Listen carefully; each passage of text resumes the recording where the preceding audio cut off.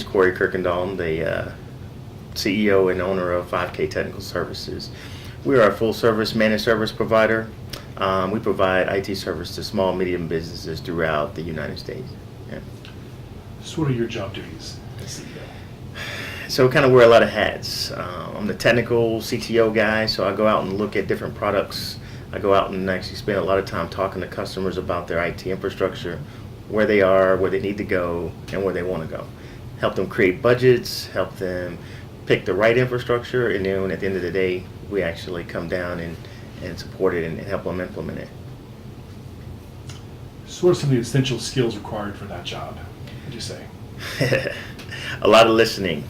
Not so much on the technical side in some cases, that does weigh heavy, but a lot of the time for us is we spend a lot of time listening and asking questions to the customer.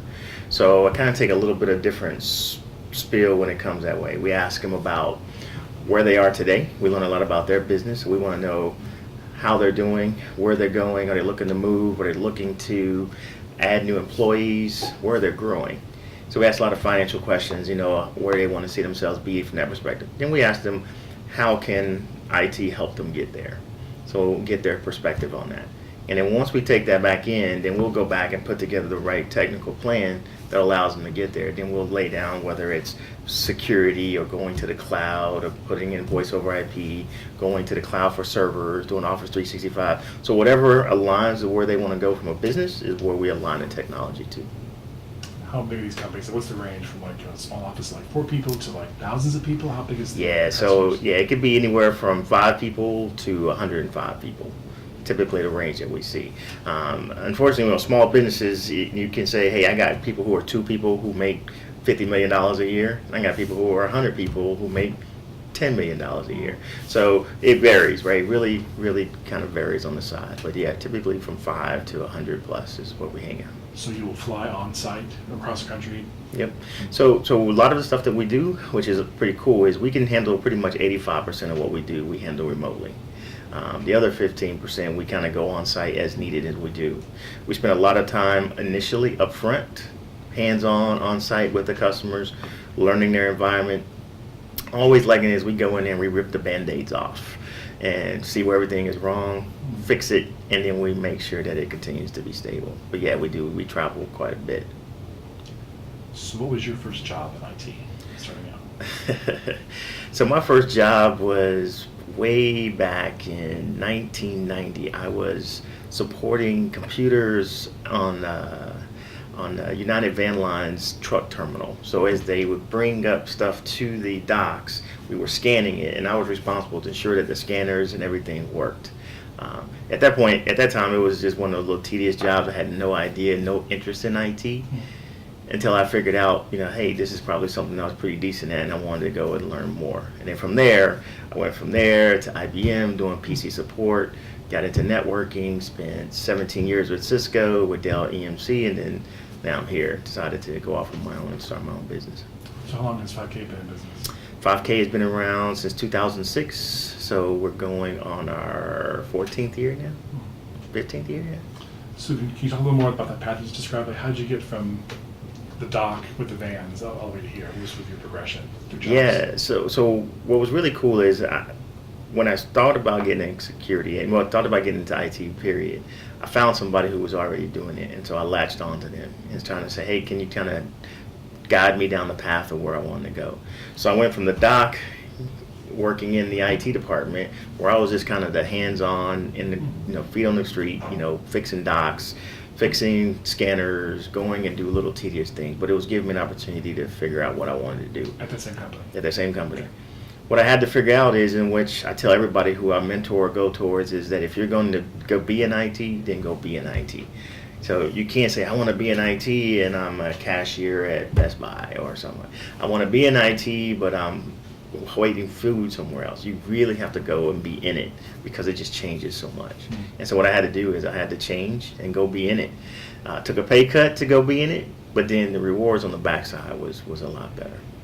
So you went to IBM from there? Yeah, went to IBM from there. What were you doing there? Like in the call center kind of Yep, thing? call center. So I did PC help desk for those guys. I worked the 7 at night to 7 in the morning, 4 days on, 3 days off. You know, I was always off, like I never was at work, but I did the call center thing, which I love because it gave me an opportunity to touch and do a lot. I was able to spend time with different customers, understand different problems, get my hands on the equipment, and really walk through those complex problems to really understand it. Yeah. Then from there, I took a lot of classes. So IBM offered a lot of classes. That's when we were just getting into the networking side, learning about what a switch and a router was. So I was like a sponge. I just wanted to be in it. I learned a ton. And after that, I went and applied for Cisco after about 2 years, and the rest is history. So Cisco, did you know about certifications? I did. So while I was at Cisco, I came in within the first year. I went from 0 to CCIE. So I've had my CCIE since 1996, 2581. What's interesting about that is CCIEs didn't start until 1024 was the first number. So very, very low number. And I started off when we didn't have, iOS type switch. We had dip switches on AGS pluses, which was which was something to do at that time. But yeah, went through the whole certification, CCIE, multiple, blue, did voice, did data, and those type of things. Same sort of thing, customer support? Nope, started off in customer support, and then I gradually moved to different things. Eventually I was a director when I left Cisco, but gradually just went through a lot. Yeah. So to you, what's the difference between technical skills and like the soft communication skills? Yeah, I think you have to find the right balance. So technically you can be really, really good and be a geek and know everything, the ins and outs, but you have to be able to convey that to someone. Let them understand what those bits and bytes. I told you got to learn how to eliminate that geek speak, because people's eyes glaze over, because it's really exciting to us, but it's not really exciting to them, man. It's like some doctor coming in and telling you about open heart surgery, and you're just sitting there like, okay, I didn't really want to know that information. But I think soft skills is essential. Ability for you to actually be able to, it actually kind of proves that you understand what it is that you're talking to on a whole different level. Mm-hmm. To be able to break it down and come to that level of the person you're talking to. Is there one soft skill in particular you think is most important? I'd say listening. Us as engineers and just us, we're type A personalities, right? We know it all. Did nobody tell us anything? The problem is we don't listen a lot. So someone can come in, especially what we find out here, is someone can be telling us an issue, and if I am strong-willed, I've already come up with a solution without even listening to what the problem is. And when I do that, I almost always get it wrong, because I didn't listen to what the real issue was and how they got to that point. So I say listening, and then being able to, what we call, parrot it back to the person. It says, hey, I heard what you said, but this is what it was, right? So now we're on the same page. Now I can go off and effectively put together a solution. And then the other piece I think is valuable is teamwork. Being able to work in a team, be able to articulate in the team, and not just be on the team just to be on the team, but actually participate in the team is big. You just talk about that with your company here, the teamwork, how that works? Yeah, so being a help desk and having support and having guys that are in the field, I mean, it's essential for the team. There's not one person that knows it all. And so what you end up doing is, I tell everybody, being good in IT is not about knowing everything. It's about knowing where to go and use your resources, right? And resources today, when I started, we didn't have Google. We didn't have Bing. We had, leveraging each other. We had bulletin boards. We had other things to go down. So now it's even easier. So don't be afraid. We live by a motto here at 5K is, if you don't know, don't snow, which means you don't make it up. Because once you lose that credibility, you can't get it back. I mean, we've actually let guys go because they have lost credibility to the customer because they snowed. And at that point, I get a call and say, do not send that person back. At that person, they're no more valuable to us anymore because the credibility is gone. So the last 6 months here at 5K, what was your most challenging day as CEO job? Yeah, most challenging day here is getting a call from someone. So we support a lot of large customers, a lot of data. And I got a call from a customer and they couldn't access their data. Well, come to find out that their data from their previous company that before we took them on had never backed up and never did anything to their systems. So when we took it up, we were going through our onboard, our triage point, and we figured out that drives started to fail and their RAID started to fail. right? And so in a RAID 5, they had one drive that already had failed, and the other one was giving errors. So it was inevitable this was going to go south really quick. The problem is that this would have been 25 years worth of data that this company, they would have went out of business, no doubt. So we had to work, it probably took us about a week. So we had to rebuild the RAID, rebuild the drives, we pretty much rebuild their entire system, had zero data loss, and it was really cool to be able to get that, but that was stressful, 7 days. Because we had no idea. All hands on deck? All hands on deck. Had no idea what was going to happen, because if that drive failed or we got more errors, you couldn't rebuild the RAID. We need at least 3 of the drives to be good, and we were just barely hanging on. Interesting. Yeah. What do you think students in IT right now should know about the IT workplace? What's sort of a reality check for them? Yeah, I think what I find now is that most students, when they come out, they say, I want to go into IT. That is so big, right?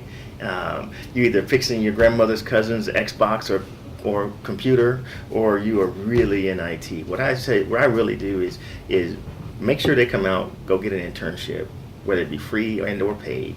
Get some experience, because if you come out with a degree, with experience, and accidentally get a certification, you're going to be really, really marketable out there. I always tell students, especially when I used to teach at El Centro and do those things, and come out and say, look, if you spend the time in class going through it, take the certification.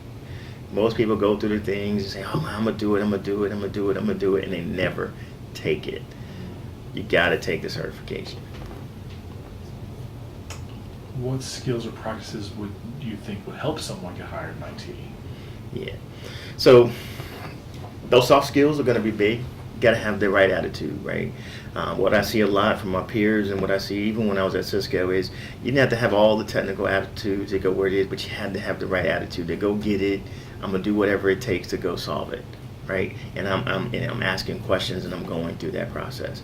And it really starts in the interview process, right? If you come in for a 1-hour interview and you didn't prepare, you're going to get beat up for a whole hour. A real interview should be half and half, or you should dominate that interview, because you should have questions for them just like we have questions for you, right? How am I going to proceed? What's my path for growth? What's the company been doing over the last 3 or 4 years? Where do you see the company going for growth? Because what that's showing is you're just showing, hey, I want to be invested. I see what I want to get done. But you're also showing, hey, I got this attitude because I'm not just settling for a paycheck. So I tell everybody, so in that interview, you need to make sure that you're adequately prepared. Know what the company does. Does it support your values, right? Are they supporting things that goes against things that you believe or what you don't want to believe, right? Look at their customers. Look at who they support and how they support. Learn everything and anything you want to know about it. So when you're doing it, you're prepared to know what it is you got. Ask about benefits, because that's huge. Most people don't. Do you offer them? Are they there? All that plays a role in there. So I tell them to be very, very adequately prepared, and then practice beforehand. Find somebody that you know and practice interviewing. I would say interview, and then when you're done, we just hired a guy. The only reason he made it through the cracks, the last guy, is because he actually sent an email back and said, hey, thank you for your time, thank you for your interview, right? And then he also, before he left, he said, I think this is a great place. I would really, really love to work here. I would really love to be considered. Out of the 100 people we interviewed, that is what got him in. Interesting. Got him in. Yes. Yep. Any other advice that you would give to a current IT student watching this right now in the classroom? Yeah, I would say, the IT changes so much, so fast, right? It's like dog years and then some. Every day is something new and something different. I would say find someone who's doing what you're doing, get a mentor, make sure that a mentor, and understand that mentor and mentee, it's a two-way street. You need to interview your mentor just like they should be, just somebody that says, yes, I'll do it, but you got to have a goal with them. Say, hey, I want to meet once a month this way, or every other month can be virtual, but we got to stay on track to where I want to go. So then make sure you're looking at your resume, they're looking at the jobs you want to get done, and they're there to really help you, coach you through that process. So you got to have a mentor all day long. That's good advice. So how has your career in IT been different than what you may have expected to be or planned it to be? I just kind of worked my way through it, It was non-traditional, but I'd never settle. So what's the crazy thing about it is, once I saw something and I wanted to do in there, I say, I'm gonna go get it done, and I'm gonna go be the best at it. And that's exactly what I did. So I went and took every class, every book, every users group, every meeting, whatever it was, to grab more and more of that knowledge to make sure I was better and best in that situation. And that really helped me shape my IT. But one of the things I think that I tell all employees, and I tell all my employees, is I want to make sure that they spend a lot of time with two people in the organization. Spend time with their manager and spend time with HR. And they said, why is that? I said, because HR has the opportunity, they know all the new opportunities that are out there, they know what's going out there, they should be your best friend. But always speak to your manager so that he or she always know what's going on, and it's called managing up, right? Making sure that you're just not sitting back and expecting, oh, he sees me working, it's all good. No, you need to be in their face, in their ear, tell them what you want to get done, how you want to get it done, so that when they're sitting in a meeting and something comes up or a big project comes up and they say, man, I need somebody that's hungry, that's on it, and whatever it is, I just talk to X, right? And you're in. Most people shy away for that, and it's like, hey, as long as me and my manager, he sees me, we don't do it, but it's out of sight, out of mind. You don't want to be that person. That's great.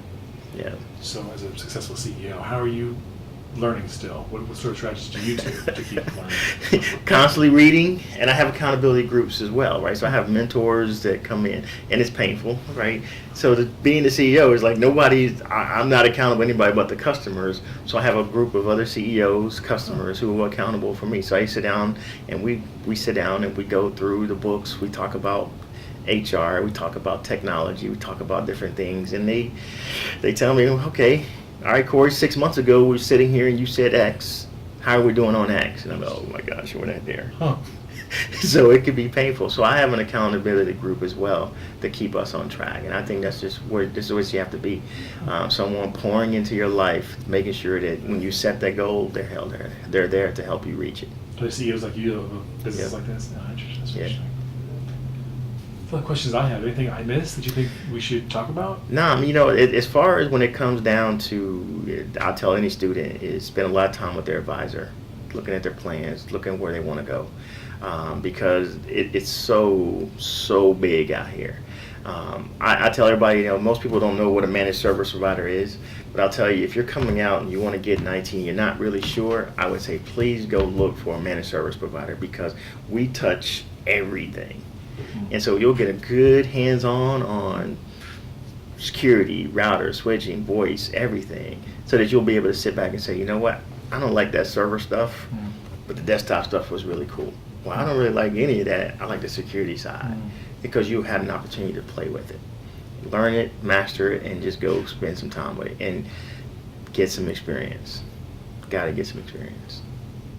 Well, what do you think of portfolios? And in addition to that, what would stand out in a student portfolio for this company? It's going to be their community service, how they go out and do some things in the community, because you got to give back and want to bring some people along with you. But really looking at the projects of, was it a team-based project or was it mostly individual-based project? Because it's really going to stand out right there. You can't say, hey, I'm a great teamwork. I look at your projects and you're there all by yourself. Yeah. But the main thing on the portfolio process that really stands out is going to be, I saw my classes, I was straight and did what I wanted to do in class, but I also have some industry experience, paid and or volunteer, because people think experience doesn't always mean I was paid for it, right? Making sure also understanding how you document those class projects, because that is experience, right? And then spending time with professional organizations like SHIP, SWE, NSBE, those type of things, because that's where you're around the industry professionals that's going to take you to where you want to go. Okay, so you do encourage portfolios? Yes, definitely do. Definitely do.